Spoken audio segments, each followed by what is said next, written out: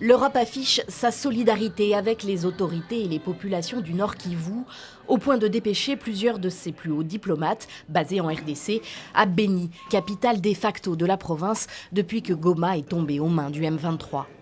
L'ambassadeur de l'Union européenne, accompagné de plusieurs de ses homologues, français, belges, grecs, espagnols entre autres, a rencontré mardi, au siège du gouvernorat, le comité provincial de sécurité.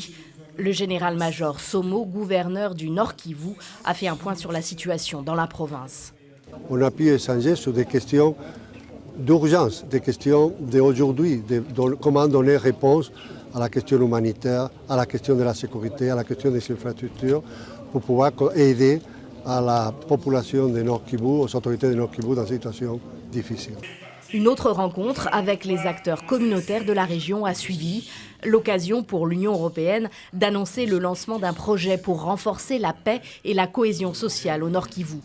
Appui au dialogue communautaire, aux capacités des autorités administratives et coutumières et à la société civile. La société civile qui attend surtout de l'UE qu'elle pèse diplomatiquement ailleurs, à l'ONU.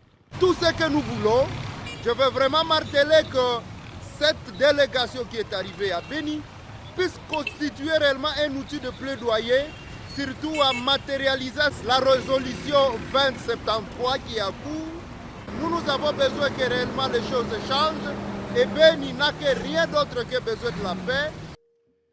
Adoptée en février à l'unanimité, cette résolution condamnait pour la première fois directement le Rwanda pour son soutien au M23 dans son offensive dans l'est de la RDC. Elle réclamait le retrait du groupe rebelle des territoires conquis et un cessez-le-feu, une résolution qui n'est toujours pas appliquée aujourd'hui.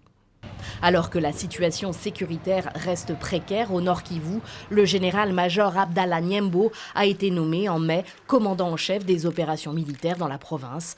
Il n'a pas encore pris ses fonctions.